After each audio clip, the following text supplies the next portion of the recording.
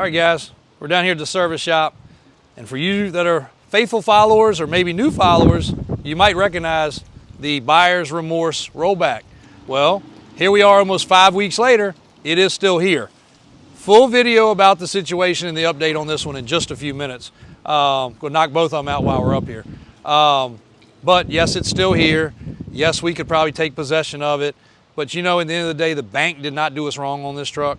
The customer is the one that's a problem. So we're actually trying to still work with the bank to satisfy the customer and get them in a different vehicle that they should have bought the first time.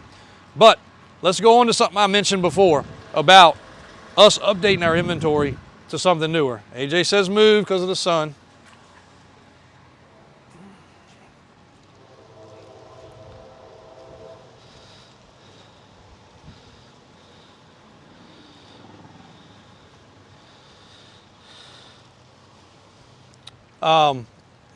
Told you guys we're going to change our inventory come first of the year, and that is true. We're only limited due to space. I love buying trucks. I love reconditioning trucks. We're only limited due to space. Now we have more room. So what I'm saying is a little contradictory, but we're going to start with our stuff being much newer. It's unfortunate, but a couple bad seeds, such as this, and another one I'm going to tell you guys about, ruin it for everybody. But with times changing, the insurance companies are getting harder on older trucks. The finance companies are getting stringently harder on older trucks. And the reconditioning process of older trucks is wearing us out. Because you got to remember, these tow trucks, all these tow trucks around here are mine. The building's full of them right now getting serviced. They're a tool. They're a piece of equipment.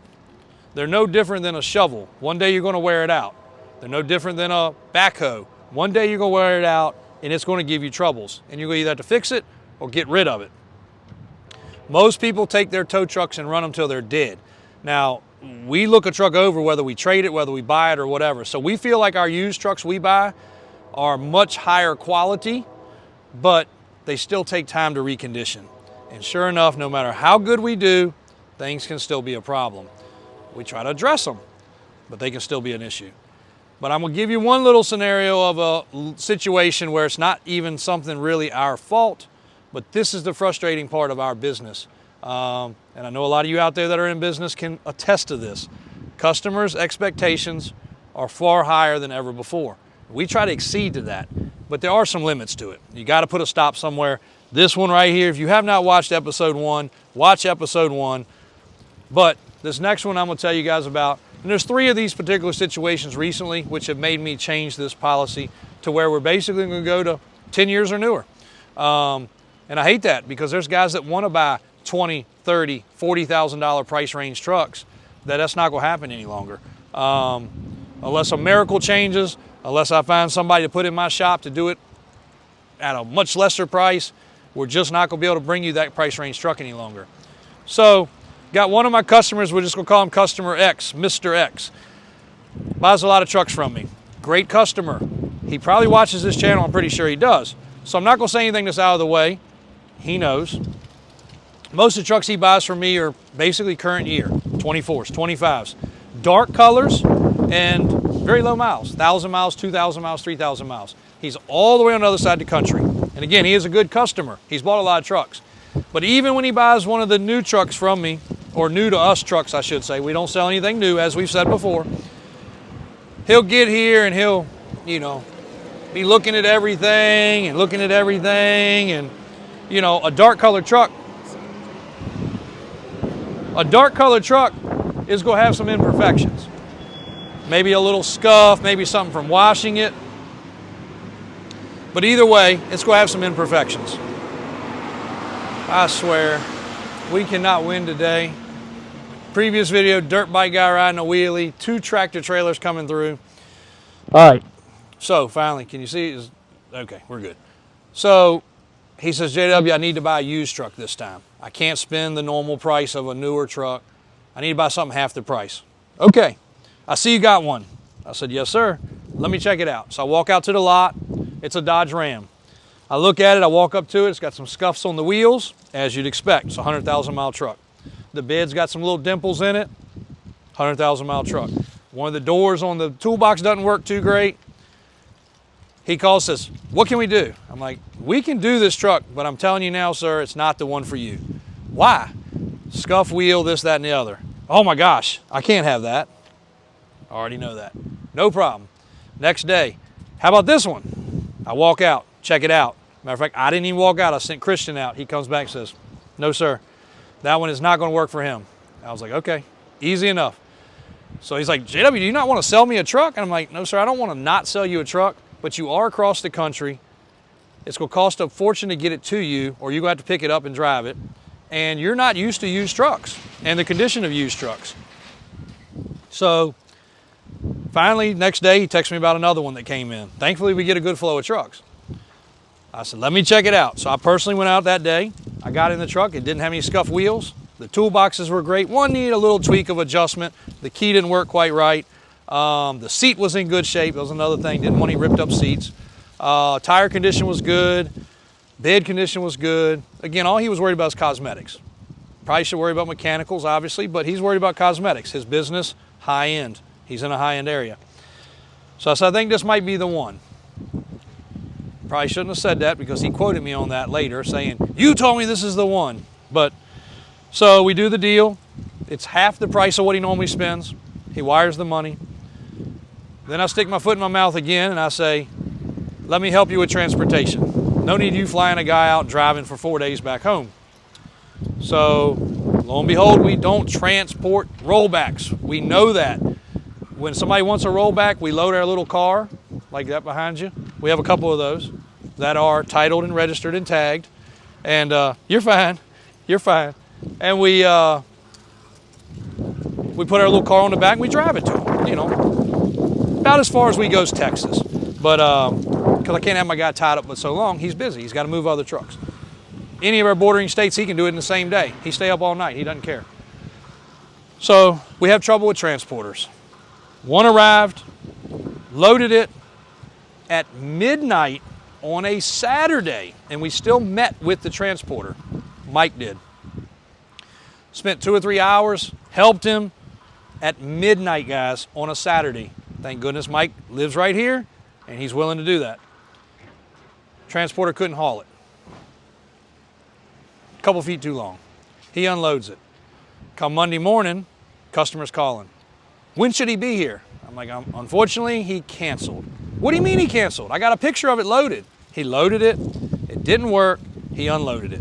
Couldn't we pay him more money? I was like, we can't pay him to be illegal. No, we can't do that. But we already have somebody else. Mike had already found somebody else. That guy shows up Monday afternoon. He can't haul it. He loads it. He measures it. His broker told him the wrong length, not us. Our length was posted and it was right.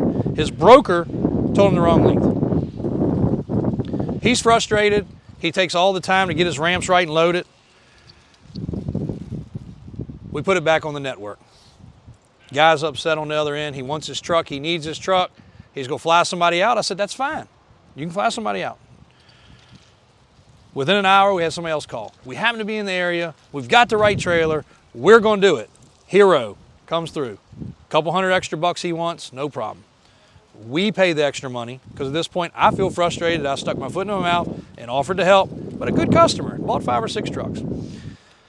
Truck loads, I send him pictures. Truck leaves, goes straight across the country. 4 days later, the truck gets there.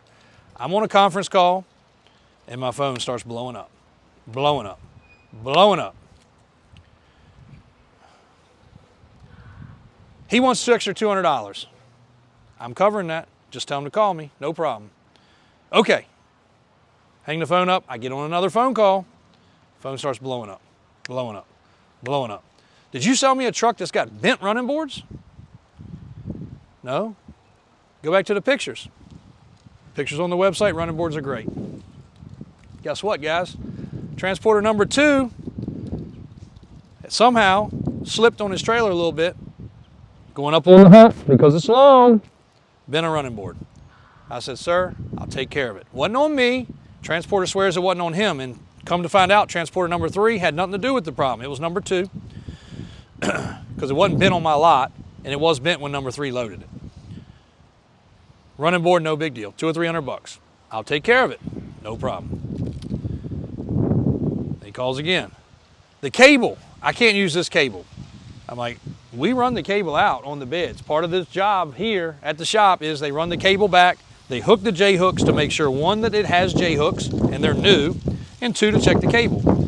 We did not run the cable all the way out 50 feet. Sure enough, within the last couple feet, it had a bad pinch in where it had rolled up at one time. This is unacceptable. No problem. And there was something else in the midst, which my guy here, the manager at the shop, said, look, we'll take care of it. Calls down there, finds a shop local to him, gets it set up, gets the problems taken care of, gets him a new cable. Instead of 50 foot, he wants 100 foot. You can't put a 100-foot cable on one of these. So we do a 75. Customer always wants more. That's okay. We did it. But all in all, guys, the customer's happy. He got a truck for half price. He shouldn't have bought a used truck. There was a couple other gripes. We even took the time, we lubed the latch, we got the locks working. The things that I knew were gonna be a problem, we even went the extra mile. The style strap we normally send with the basically new trucks, we don't send on the used trucks. He wasn't in on that memo, so he wanted a different style strap. He got a different style strap. But between me, the phone calls, the shop, the transporters, my guy's hours, my guy didn't get up for free at midnight, I had to pay him. It's just getting a little bit over the top. So even though we can be as easy to get along with as possible, and if this guy, I'm not gonna say if he hadn't bought 5 trucks or 6 trucks or 8 trucks previously, we wouldn't have done that for him. He was a good customer. I probably kept my temper a little bit. The one time when he did call me like 8 times back to back, I did have a little bit of frustration in my voice, and he says, are you being condescending to me? And I'm like, no, sir. I'm just trying to answer your question, sir, in front of 50 other people that have called while I was on this conference call and emailed and text in a combination. I'm trying to get everybody back, but you're calling, so I answered. And I'm gonna get your problem straight. So that's what happens in the world of vehicles. It's not just tow trucks. It's not just bucket trucks. It's not box trucks. It's not sports cars. It's a little bit of everything, but we try very hard. And that is also why we are definitely going to limit what we offer as far as price point going forward, and year range and mileage range. So if you guys see our inventory shift and you were looking to buy a less expensive truck, unfortunately that might not be with us any longer. We can only do so much, we can only take so much, and we can only try to help with so much. But at the end of the day, we're only human. All vehicles are mechanical. They are tools, they are a piece of equipment, and they do break. So a little explanation behind vehicles and the vehicle situation and what we're doing to try to accommodate and have a happy customer at the end of the day, but you might have to spend a little bit more. So explanation, done. We got to roll, got things to do.